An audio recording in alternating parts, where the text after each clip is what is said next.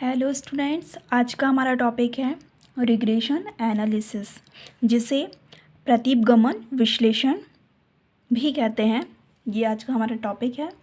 यह MSc zoology के first sem के पेपर थर्ड के स्टूडेंट्स के लिए इम्पॉर्टेंट टॉपिक है, तो वीडियो पर लास्ट तक बने रहिएगा। इसकी सिनॉप्सिस देखते हैं हम।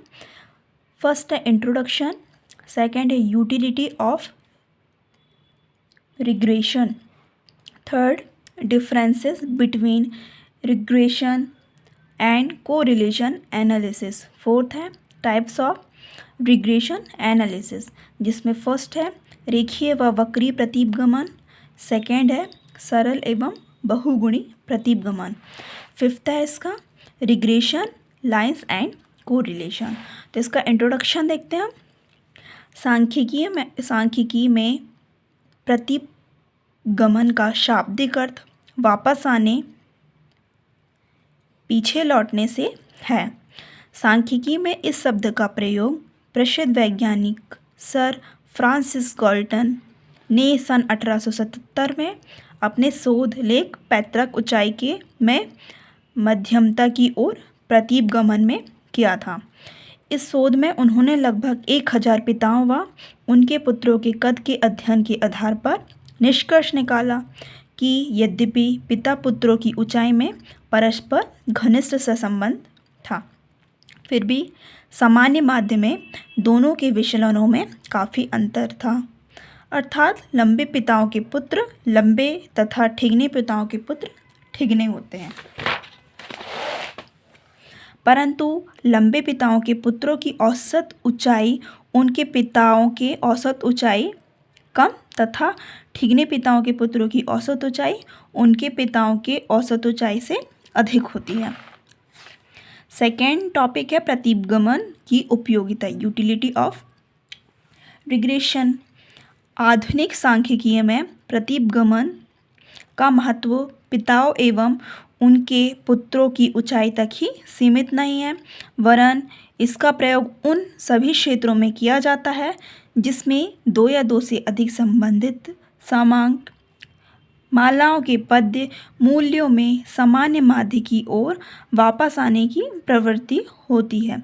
इसके द्वारा सामाजिक, आर्थिक व व्यावसायिक पहलुओं में विभिन्न घटनाओं के माध्यम संबंधी आधार पर एक पद्य मूल से संबंधित दूसरा आश्रित मूल्य अनुमानित करने का प्रयत्न किया जाता है।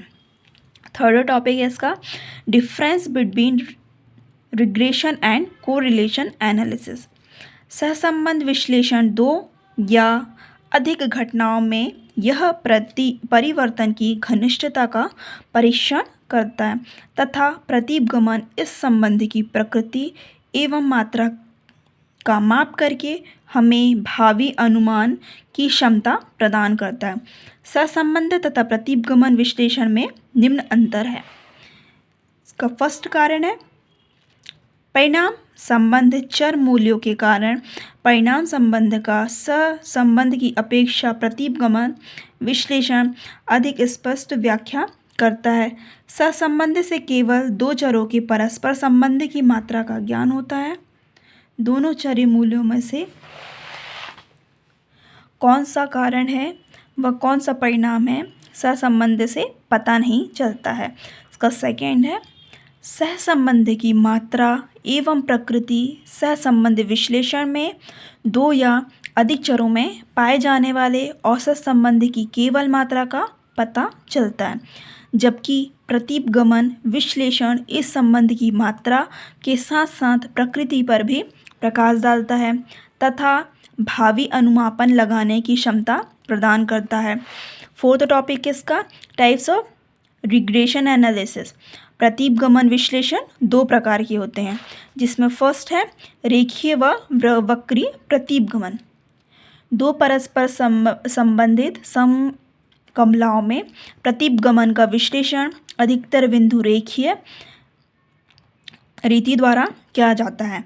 दो संबंधित x और y श्रेणियों के चर मूल्यों का बिंदु रेखा पर अंकित करने से एक विक्षेप चित्र तैयार होता है। इस चित्र पर अंकित विभिन्न बिंदुओं के बीच से गुजरती हुई दो युक्त रेखाएं खींची जाती हैं, इन्हें ही प्रतिगमन रेखाएं कहते हैं। बी है सरल एवं बहुगुणी प्रतिगमन। इनमें चर एक स्वतंत्र होता है और दूसरा चर आश्रित होता है।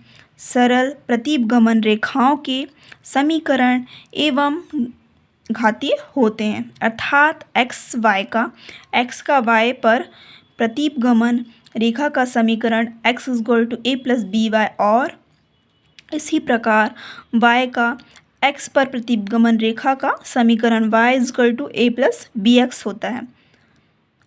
जब दो चरों x और y के मध्य प्रतिगमन का अध्ययन किया जाता है तो सरल प्रतिगमन कहलाता है। फिफ्थ टॉपिक है इसका रिग्रेशन लाइंस एंड कोरिलेशन। प्रतिगमन रेखाओं के दो प्रमुख कार्य होते हैं। पहला, एक श्रेणी के दिए हुए मूल्य के आधार पर दूसरी श्रेणी का सर्वोपयुक्त अनुमापन और दूसरा सहसंबंध की दिशा व मात्रा का ज्ञान। जब दो श्रेणियों के सहसंबंध पूर्ण धनात्मक और ऋणात्मक दोनों होता है तो उनके मध्य एक ही प्रतिगमन रेखा होती है, क्योंकि उस अवस्था में x और y के मूल्यों को प्रांकित करने से सभी बिंदु एक ही रेखा में होते हैं।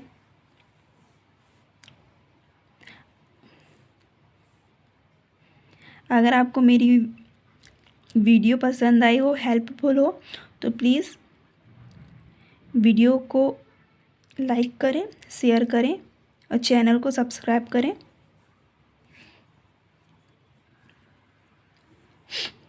और ऐसे ही सपोर्ट करते रहिए। Thank you.